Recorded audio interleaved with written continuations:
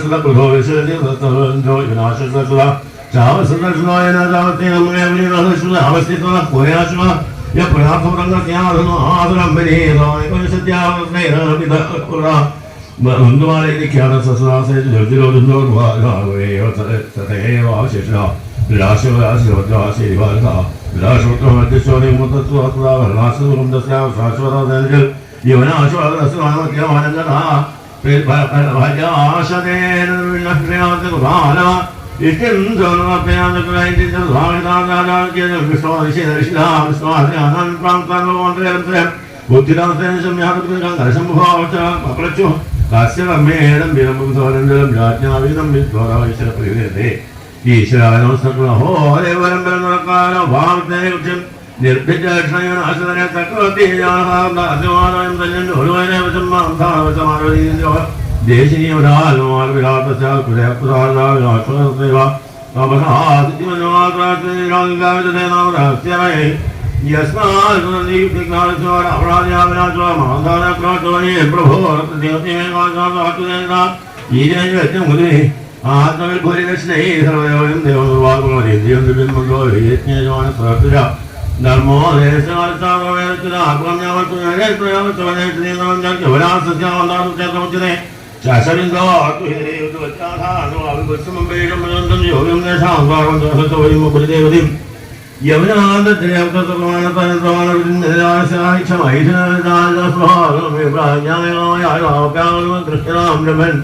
കാമകന്യാസയം ശ്രീനാം Kim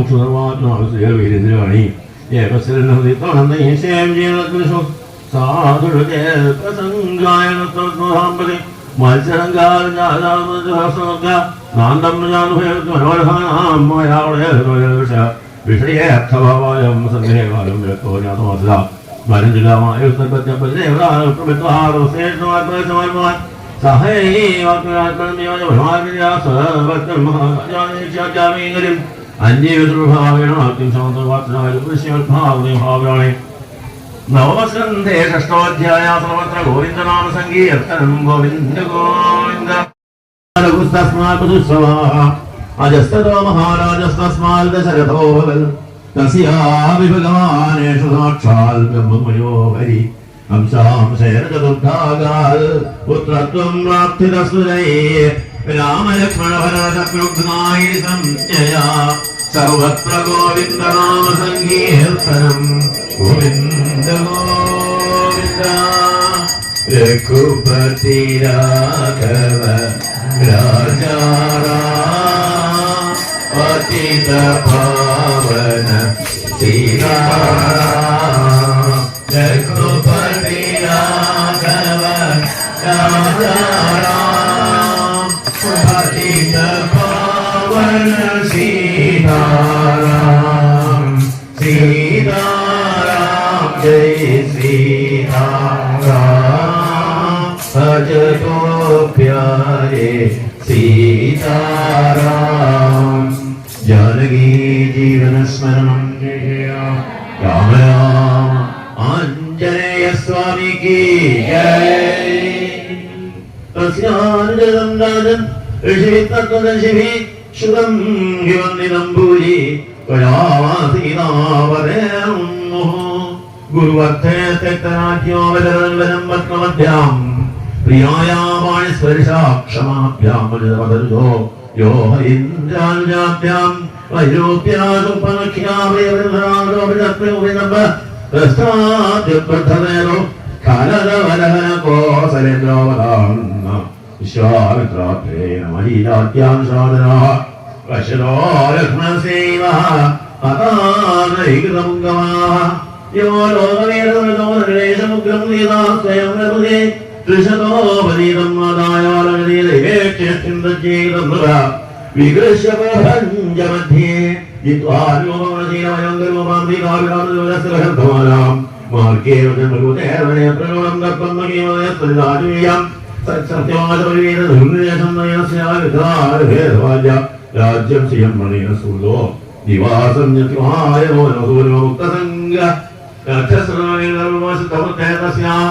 ഖരദ്വേഷികദൂഷണമുഖ്യമന്ത്രോവാണി അടമാനവാദേ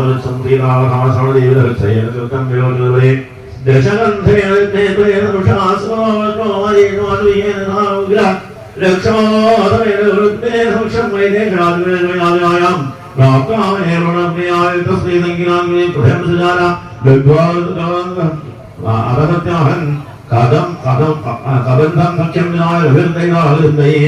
ബുദ്ധാരമാലിനെ അതേ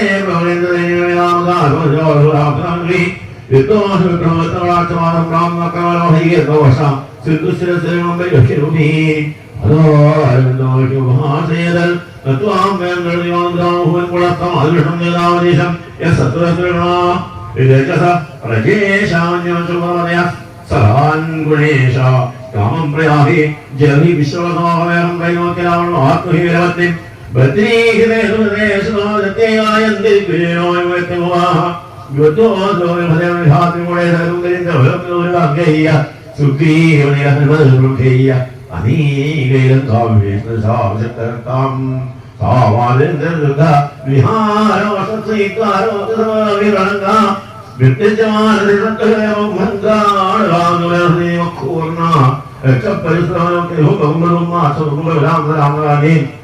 ബ്രഹ്മസ്തവ്യായ സർവാനുകാരണം താം യാഥാനുഗാം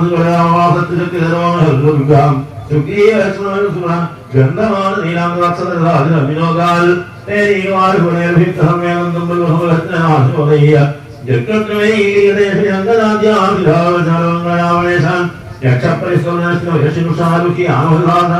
അഭിസാരനാമം ചന്ദ്രേതോനോഹരൻ നിശിതേക്ഷണപ്രേ രാമസ്വാവിഷം എന്ന മാർഗത്തെ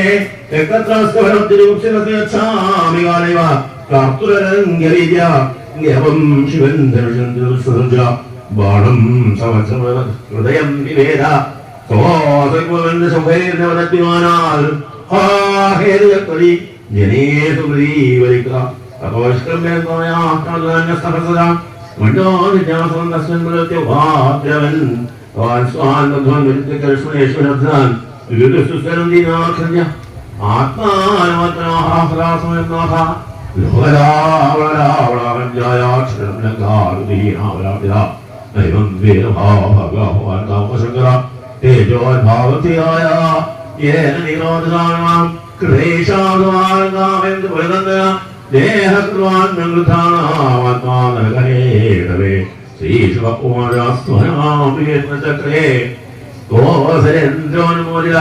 പിതൃമേഖനായനായുക്തം സാമ്പരായം തതോദശോകാശ്രമേ ക്ഷാം സ്വരഹവ്യാധിം ചിഞ്ചവാമലമസ്തിരം യാമപ്രിയമാം ഭാര്യാം ഗീനാം വീക്ഷ്യാരുമംബല മഹാത്മസന്ദർശനാഹ്ലാദസന്മുഖമംഗലം ആരോപ്യാരുണേയാനം പ്രാകൃത്യാം ഭയമർജിത വിഭീഷണായ ഭഗവാൻ ദത്വാ രക്ഷോ നൈസല ലങ്കാമൈസ്വൽപാദം യൗജനപുരപ്പിലും അവഗീയമാണക്കുമേലോലാപ്ലേപതി ഉപഗീയമാനജല ശതസത്യാദികർമുദ ഗോമൂത്രയാവം ചുക്വാ ഭ്രാതരം വൽക്കലമ്പലും മഹാഹൃദോദബ്ദജ്ജലിലും സണ്ഡിലം സണ്ഡിലേശനം ഭരതപ്രാപ്തമാകർണ്യ പൗരാദ്യമനോഹനേ വഹലുകേശരാമം പ്രത്യുദ്യതോ ഗൃജം നന്ദിഗ്രാമാൽ ഇടവാലിത്രമിശ്രേ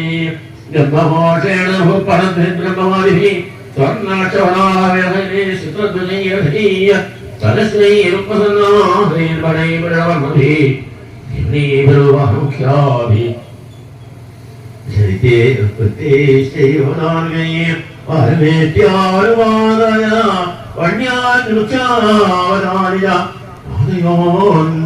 പ്രേംണ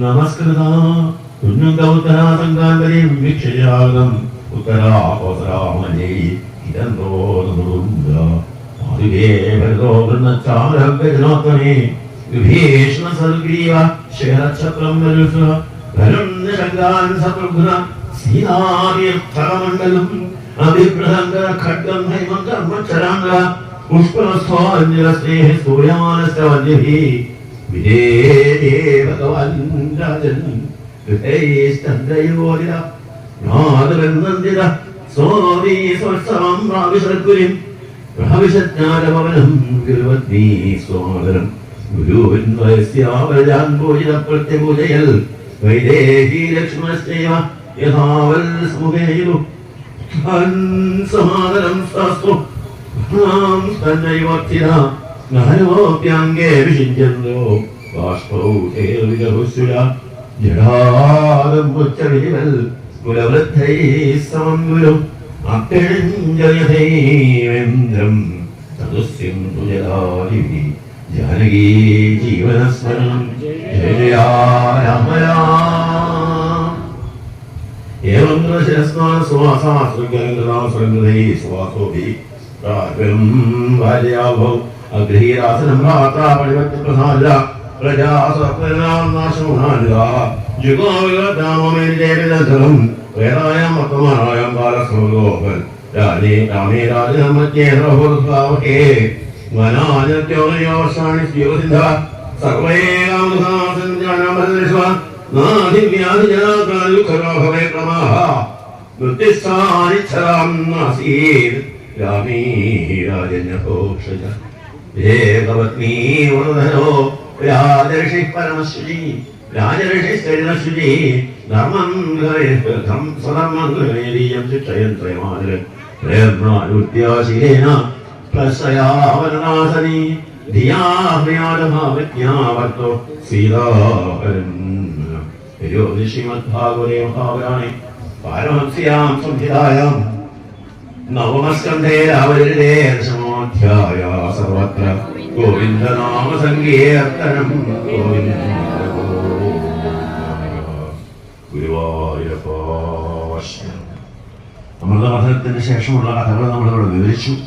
വാമനാവതാരം, അതിനുശേഷം മത്സ്യാവതാരം, എങ്ങനെയൊക്കെയാണോ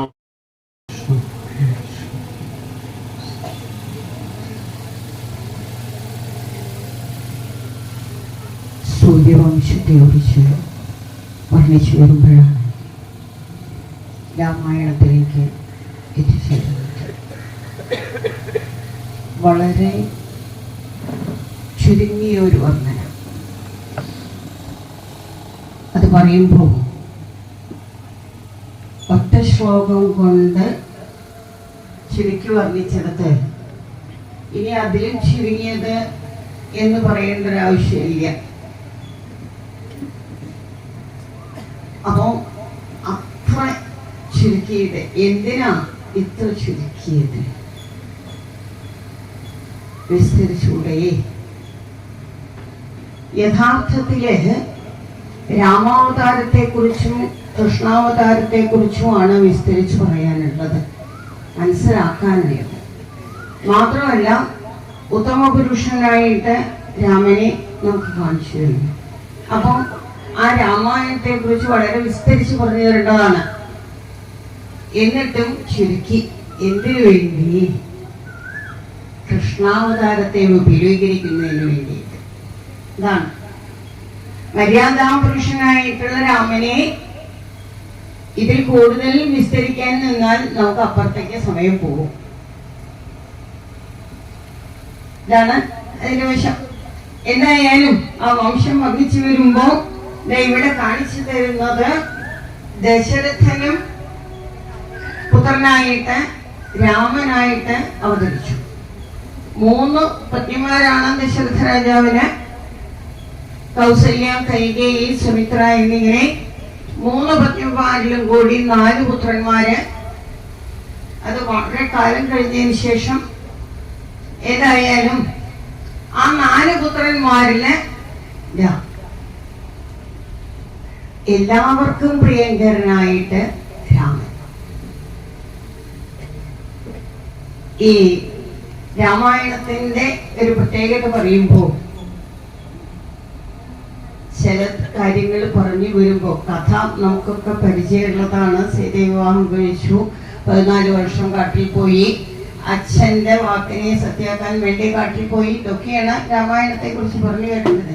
പക്ഷെ ഇതല്ലാതെ ഓർമ്മിക്കേണ്ടുന്ന, മനസ്സിലാക്കേണ്ടുന്ന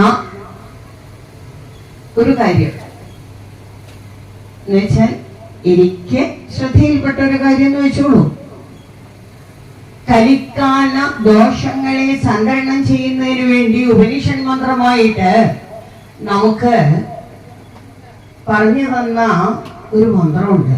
അറിയോ? ഏതായാലും കുറച്ചു പേരൊക്കെ കേട്ടിട്ടുണ്ട്.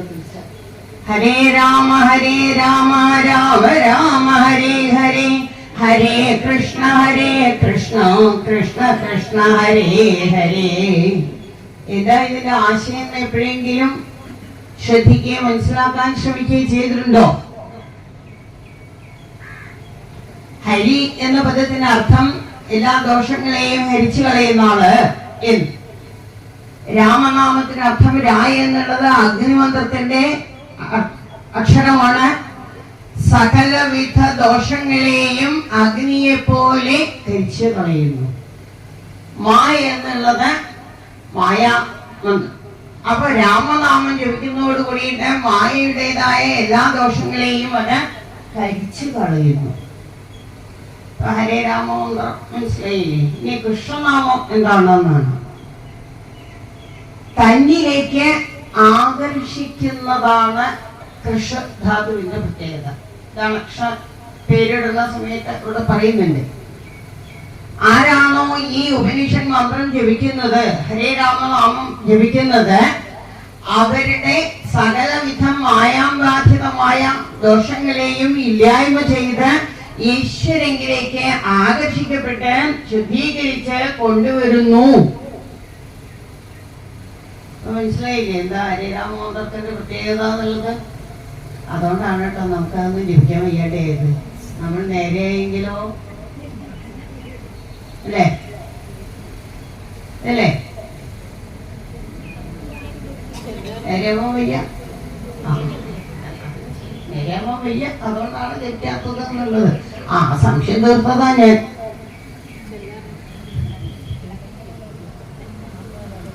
എന്തായാലും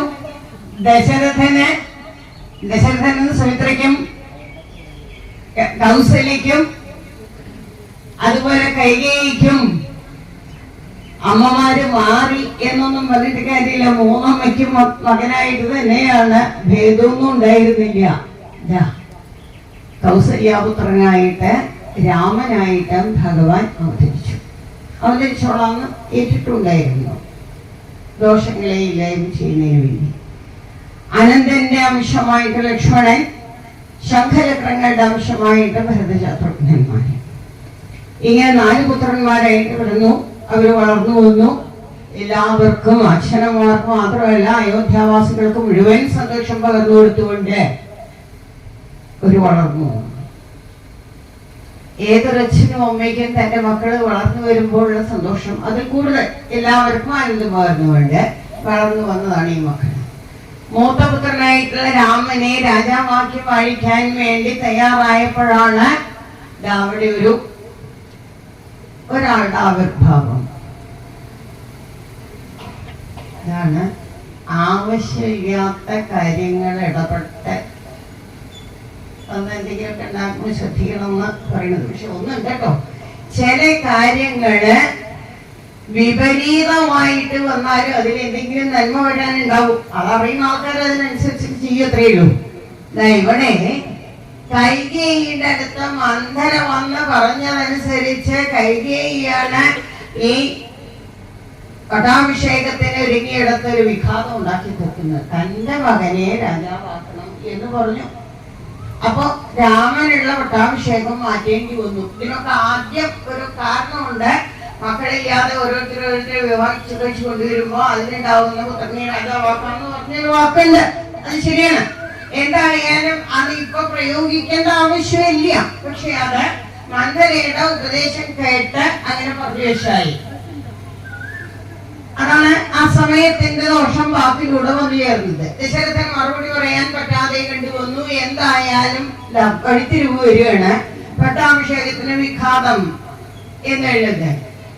രാമൻ കാട്ടിലേക്ക് പോകാൻ അമ്മയുടെ അനുവാദം ചോദിക്കുന്ന സന്ദർഭത്തിലെ കാര്യം അറിഞ്ഞ സീതാദേവി ധർമ്മപത്നി വില്ലെടുത്ത് വരച്ചിട്ടാണ് തന്റെ ജീവിത പങ്കാളിയെ കൂട്ടിച്ചേർക്കുന്നത്. എന്തായാലും ധർമ്മപത്നി ജീവിതകാലം മുഴുവൻ ഒന്നിച്ച് എന്ന് വെച്ചിട്ടുണ്ട്. സീതാദേവി പുറപ്പെട്ടു, ലക്ഷ്മണൻ കൂടെ പുറപ്പെട്ടു. കുട്ടി യാത്ര പുറപ്പെടുന്നു. അച്ഛനോട് പട്ടാഭിഷേകത്തിന് ഒരുങ്ങിയിട്ട് വരിക എന്നുള്ളിടത്ത് കാട്ടിലേക്ക് പോകാൻ ഒരുങ്ങിയിട്ടാണ് വന്ന് പറഞ്ഞത്. ഒന്നും പറയാനില്ലാതെ തളർന്നു വീണു. ഇനി ആരോടെന്താ പറയാനുള്ളത്? അമ്മ തടയാൻ പുറപ്പെട്ടപ്പോഴാ പറഞ്ഞ അച്ഛനെ പരിചയിച്ചു കൊണ്ടിരിക്കുകയാണ് അമ്മയുടെ ധർമ്മം. ധർമ്മപത്നിയുടെ ധർമ്മം ഭർത്തൃപരിചരണം. അത് സീതയ്ക്ക് അനുകൂലമായി ഞാൻ പോരുന്നു കൂടെ. ഇനിയാണ് സീത കാട്ടിലേക്ക് പോകാൻ വരുന്നത്. എന്തായാലും ആ രണ്ട് കാര്യങ്ങളും അതോടനുബന്ധിച്ച് ശരി. കാട്ടിലേക്ക് പോകുന്ന സമയത്ത് ജനങ്ങളൊക്കെ പിന്തുടരും. ഇത് അനുവദിക്കാൻ പറ്റുന്നതല്ല. ജനങ്ങളെ ഒന്ന് മയക്കി കിടത്തിയിട്ട് രാമൻ ആരും അറിയാതെ കണ്ട് പുഴ കടന്ന് അപ്പുറത്തേക്ക് പോയി. ആരുമില്ല, താൻ മാത്രം ലക്ഷ്മണനും സീതാദേവിയോടും കൂടി അങ്ങോട്ട് പോയി. 14 വർഷക്കാലം ഇതാണ് കാലയളവ് പറഞ്ഞിട്ടുള്ളത്. 14 വർഷക്കാലം കഴിയുന്നത് വരെ എന്താ തനിക്ക് അവിടെ ചെയ്യാൻ? പോയിട്ട് പോയേ ചെയ്യേണ്ടതെന്നുള്ളതിന് എന്തെങ്കിലും ഒരു പ്ലാനിങ് വേണമല്ലോ. അങ്ങനെയൊന്നും ചിന്തിച്ചില്ല. കാട്ടിലേക്ക് പോകാനേ വെച്ചിട്ടുള്ളൂ. അവിടെ എത്തി പുഴ കടന്നപ്പോഴത്തേക്കാണ് ഓരോന്നോരോന്ന് ധൈര്യങ്ങളായിട്ട് വന്നു തുടങ്ങിയത്. അസുരന്മാരുടെ ലിസ്റ്റ്, ഇന്ന ഉപദ്രവങ്ങൾ നടക്കുന്നു, സജ്ജനങ്ങൾക്ക് നാമം ജപിക്കുന്നവർക്ക് ബുദ്ധിമുട്ട്, ഇങ്ങനെ ഓരോന്നോരോന്ന് അറിയാൻ കഴിയും. അപ്പൊ മനസ്സിലായി അവതാരോദ്ദേശം സജ്ജനങ്ങൾക്ക് നല്ല കാര്യം ചെയ്യാൻ, അത് ദുർജന നാശമാണെന്ന്. അതിനനുസരിച്ച് തയ്യാറായി മുന്നോട്ട് പോയിക്കൊണ്ടിരിക്കുന്നു. പക്ഷേ കുറച്ചിട ഒരിടത്ത് താമസിച്ചു. ഒരിടത്തും താമസിക്കണ്ടെന്നുള്ളതാണ്. ആ താമസിച്ചതിനിടയ്ക്ക് എന്തായി? ഇവിടുന്ന് ദശരഥൻ വിട്ടുപോയി എന്ന് വിവരം. ഭരതനും ശത്രുഘ്നനും മാതൃഗൃഹത്തിലേക്ക് പോയ അവസരത്തിലാണ് ഇതൊക്കെ സംഭവിച്ചിട്ടുള്ളത്. അതുകൊണ്ട് അവർ കുഴപ്പമൊന്നുമില്ല. അവര് വന്നു പിതൃകർമ്മം ചെയ്യാൻ വേണ്ടി കാത്തുപോയി. കാര്യങ്ങൾ അറിഞ്ഞു. എന്തായാലും ഏട്ടനെ കൂട്ടിക്കൊണ്ടു വന്നിട്ടേ ഉള്ളൂ ഇനി എന്നും പറഞ്ഞിട്ടാണ് ബാക്കിയുള്ളതിനൊക്കെ മാറ്റം വരുത്തിയിട്ട് രാജ്യഭരണം വയ്ക്കാതെയുണ്ട് ഭരതൻ കാട്ടിലേക്ക് പുറപ്പെട്ടത്. ഇവിടെ വന്നു കാര്യങ്ങളൊക്കെ പറഞ്ഞു. രാമൻ ഇല്ലാതെ കണ്ട് ഞാൻ ഒരു സുഖം അനുഭവിക്കാൻ തയ്യാറില്ല. എനിക്ക് സുഖമായിട്ട് ഇരിക്കാനുള്ള അവസരമാണ് വന്നിട്ടുള്ളത്. പക്ഷേ ഭഗവാന്റെ സാന്നിധ്യം ഇല്ലാതെ തനിക്കൊന്നും വേണ്ട. ഇതാണ് ആശയം. രാമൻ ഇല്ലാതെ കണ്ട് തനിക്കൊരു സുഖവും അനുഭവിക്കേണ്ടതില്ല. അപ്പോഴാണ് രാമൻ പറഞ്ഞ 14 വർഷം കഴിഞ്ഞ് ഞാൻ തിരിച്ചു വരും. എന്നിട്ട് നമ്മളൊന്ന് ചിന്തിക്കാം, എന്നാൽ അത് കഴിഞ്ഞിട്ട് വന്നിരിക്കും. ഭഗവാനോട് ഒന്നിച്ചല്ലാതെ കണ്ട് എനിക്ക് ഒരു സുഖം ആവശ്യമില്ല. ആ തീരുമാനമാണ്. ഭഗവത് ആനുകൂല്യം ഇല്ലാതെ കണ്ട് ഒരു സുഖ സൗകര്യങ്ങളും നമുക്ക് സുഖമായിട്ട് അനുഭവിക്കാൻ സാധിക്കില്ല. അത് മനസ്സിലാക്കി ഭഗവാനോട് ചേർന്ന് നിൽക്കാൻ നമ്മൾ തയ്യാറായാൽ ത്വയി പ്രസന്നേ മമ കിം ഗുണേന ത്വയി അപ്രസന്നേ മമ കിം ഗുണേന.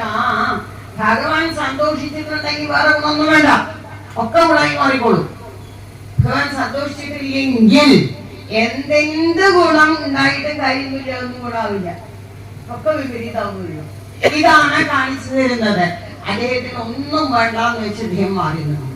14 വർഷക്കാലം കാട്ടിൽ സഞ്ചരിച്ച് പല ദുഷ്ടന്മാരെയും വധിച്ചു, സജ്ജനങ്ങൾക്ക് വേണ്ട സൗകര്യങ്ങളൊക്കെ ചെയ്തു കൊടുത്തു. ഇതിൽ പ്രധാനമായിട്ടുള്ള ഒരു ഉദ്ദേശം എന്താ? രാവണവധം.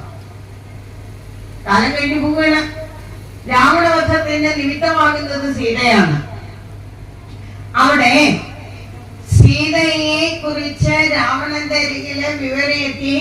ആ സീതയെ ആകർഷിക്കാൻ പാകത്തിന് പൊന്മാനായിട്ട് ഒരു വേഷം കിട്ടിയ നാട്ടിലൊക്കെ വേണ്ടി വന്നതാ. സീത ഇവിടെ വന്നു, ആകർഷിച്ചു, കണ്ടു. രാമനോട് പറഞ്ഞ് മാനയെ പിടിച്ചു വരാൻ പറഞ്ഞ് രാമനെ അകറ്റി നിർത്തിയ സന്ദർഭത്തിലാണ് രാവണൻ വന്ന് പിടിച്ചു കൊണ്ടുപോകാൻ പോകുന്നത്. പരസ്പര സ്പർശം നിഷിദ്ധമാണ്, ശാപമാണ്.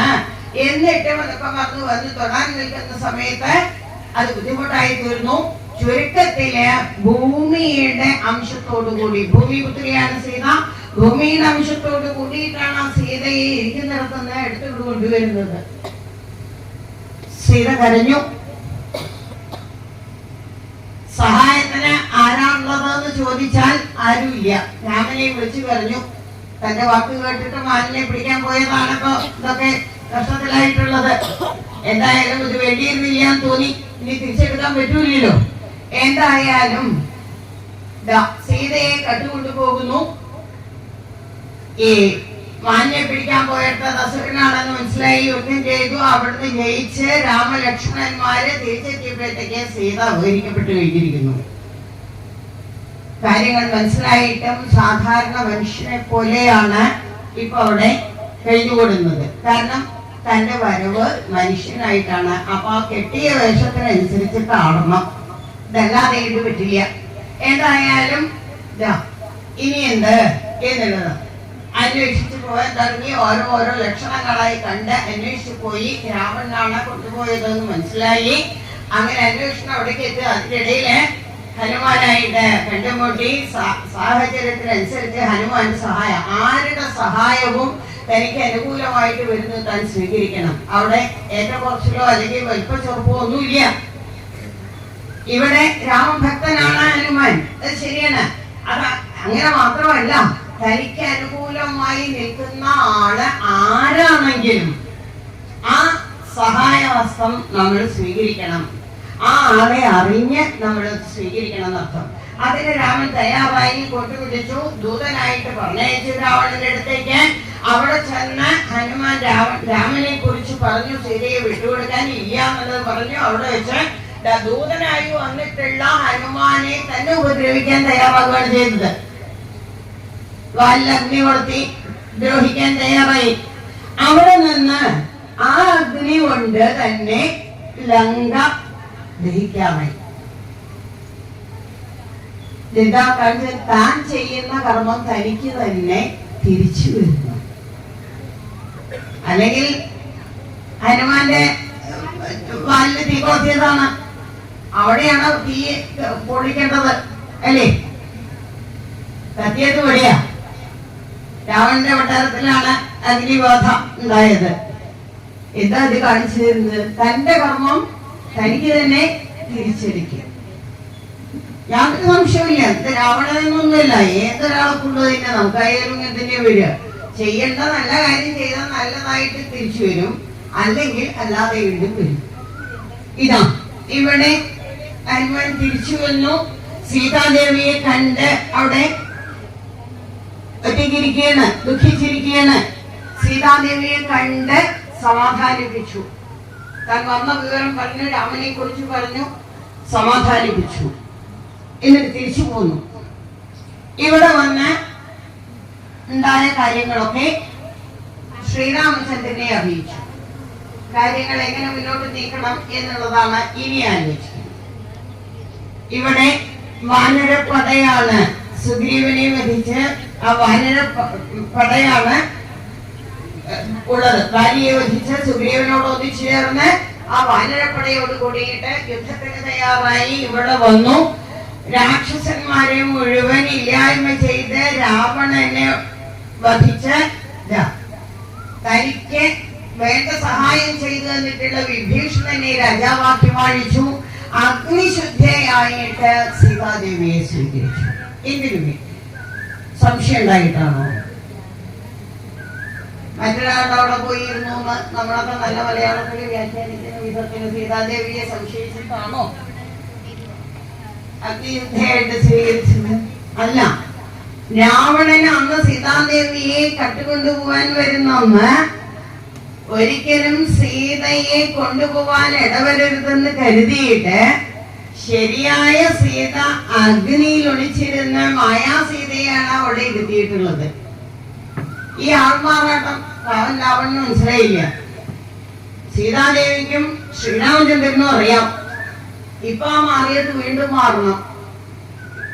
അതിനൊരു സന്ദർഭം തയ്യാറാക്കണം.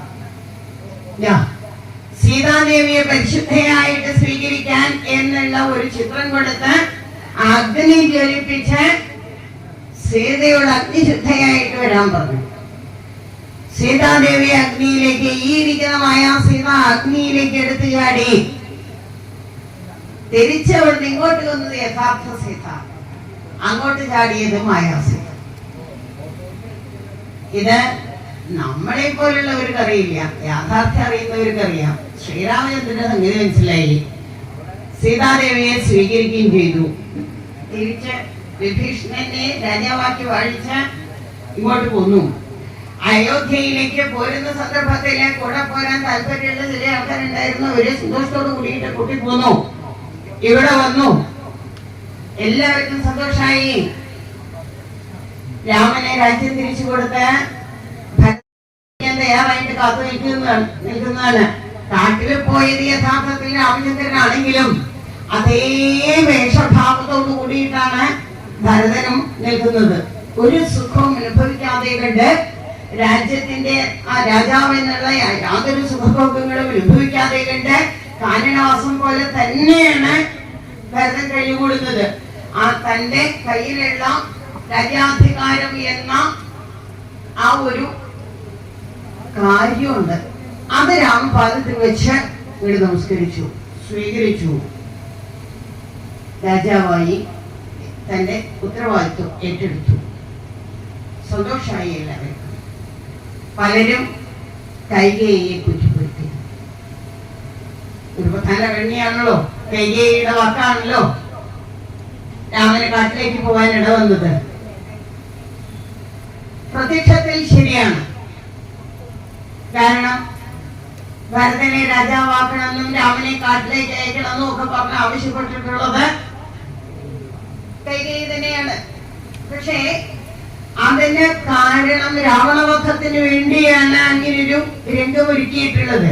അതല്ലാതെ കണ്ട് കൈകേയിക്ക് പ്രത്യേകിച്ച് രാമനെ കാട്ടിലേക്ക് അയച്ചിട്ട് വേറെ ഒന്നുമില്ല. അപ്പൊ എല്ലാവരും കൂടിയിട്ട് കൈകേയിയെ കുറ്റപ്പെടുത്തുന്ന സന്ദർഭത്തില് കൈകേയിക്ക് സഹിക്കത്തക്കതല്ല, ആരും ആശ്വസിപ്പിക്കാനില്ല. എല്ലാവരെയും ന്യൂനവശം ദോഷവശം മാത്രമേ കാണുന്നുള്ളൂ എന്നർത്ഥം. അവിടെ രാമചന്ദ്രൻ തന്നെ ചെന്ന് ആ അമ്മയെ അംഗീകരിച്ചുകൊണ്ട് സന്തോഷിപ്പിക്കുന്നു. ഇതാണ് കാരണം. വ്യക്തമായ കാര്യം മനസ്സിലാക്കി രാമചന്ദ്രൻ അംഗീകരിക്കുന്നു. എന്നാൽ ബാക്കിയുള്ളതൊക്കെ എല്ലാവരും എല്ലാ തരത്തിലും അംഗീകരിക്കത്തക്കതാകും. ഇല്ലെങ്കിൽ അങ്ങനെ കിടക്കും. ത്വയിപ്രസന്നേ മമ കിം ഗുണേന ത്വയിപ്രസന്നേ മമ കിം ഗുണേന. ഭഗവാൻ പ്രസാദിച്ചാൽ പിന്നെ വേറെ ഒന്നും ചോദ്യമില്ല. വേറെ എന്ത് അപ്രതീക്ഷിതമായിട്ട് സംഭവിച്ചാലും ഒക്കെ നേരിട്ട് വരും. ഭഗവാൻ പ്രസാദിച്ചിട്ടില്ലെങ്കിൽ എന്തൊക്കെ നല്ലതെന്ന് വിചാരിച്ചാലും ഒക്കെ അപകടമാവുകയും ചെയ്യും.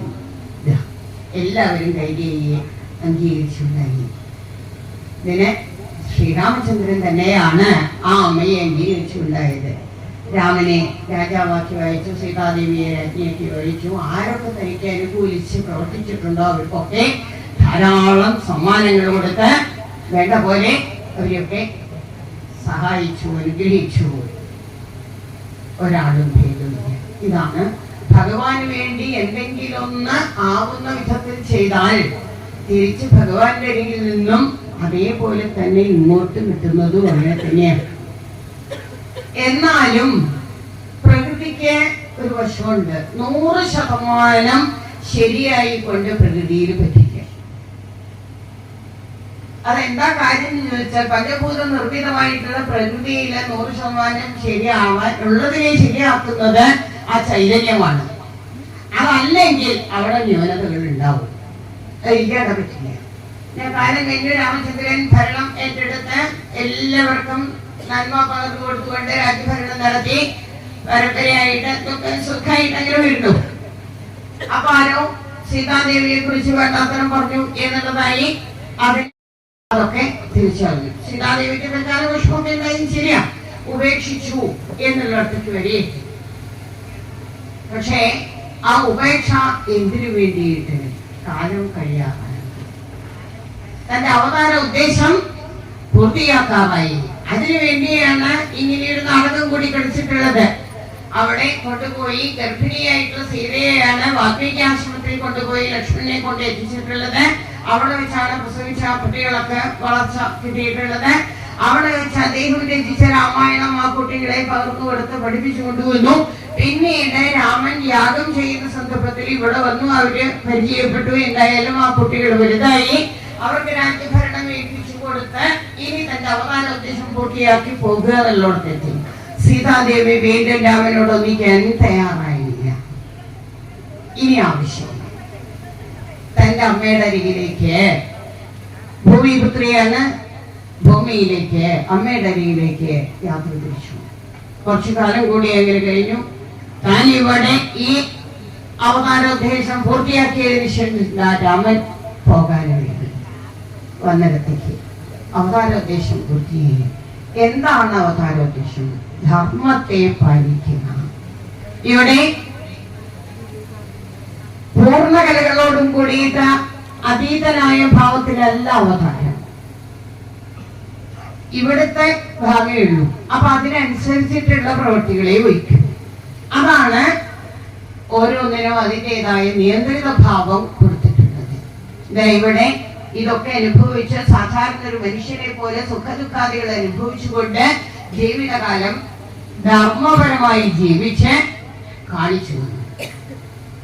എന്നിട്ട് എല്ലാം കഴിഞ്ഞ് തന്റെ സമ്പത്തൊക്കെ ഭാഗം വെച്ച് എല്ലാവർക്കും കൊടുത്ത്, നമ്മളൊക്കെ കാണിക്കാറില്ലേ, അതുപോലെ എല്ലാവർക്കും കൊടുത്ത് ഞാനിതാ പോകും. എങ്ങോട്ട്? വന്നിടത്തേക്ക്, തന്റെ സ്വധാമത്തിലേക്ക് അങ്ങോട്ട് തന്നെ യാത്രയായി. അങ്ങനെയുള്ള ഈ രാമായണം സുഖദുഃഖപ്രദം.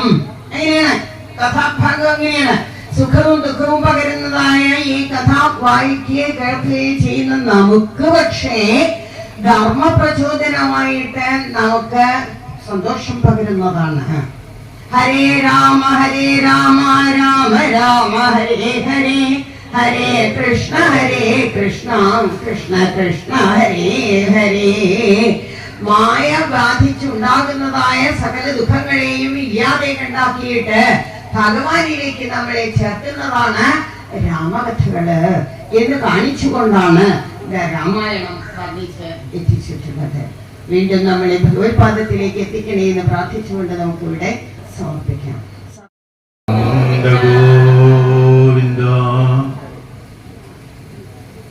നമ്മുടെ ക്ഷണം സ്വീകരിച്ച് എന്ന് പറയാൻ നിവൃത്തിയില്ല. കാരണം ഞാനിവിടെ ഒരു വായനയുണ്ട്. ഞാൻ മാതാജിയെ അനവധി കാലമായിട്ട്